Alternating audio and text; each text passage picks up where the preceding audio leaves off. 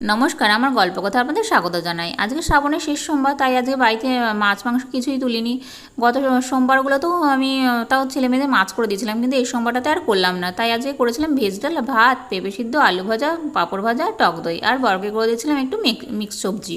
আমি তো অন্য টন্য কিছু খাইনি, আজকে শুধু একটু ফল খেয়েছিলাম।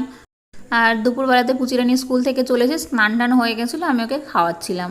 আর এই যে আমাদের পুচিরানি ঘুরে ঘুরে বেড়াচ্ছে, কোনো ইয়ে নেই, বদমাইশি, সারাদিন দুষ্টুমি। স্কুলে গেছে দাদা, স্কুল থেকে আসেনি, আর ও এদিক একবার ওদিক করে ঘুরে ঘুরে বেড়াচ্ছে। আর ওর তো এখন এক্সাম চলছে, কী লিখছে ওই জানে। জিজ্ঞাসা করলে বলছে আমি জানি না, ভুলে গেছি।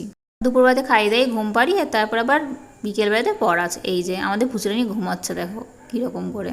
ওই দিকে আমি ওকে শুইয়ে দিয়েছিলাম, ওখান থেকে ঘুম থেকে উঠে এসে এখানে এমন করে উবুড় হয়ে শুয়ে আছে কচ্ছপের মতো। কে কে এরম করে ঘুমাও আমাকে অবশ্যই কমেন্টে জানিয়ে। আর আমাদের পুচুরানির ভিডিও যদি ভালো লাগে অবশ্যই লাইক, কমেন্ট, সাবস্ক্রাইব।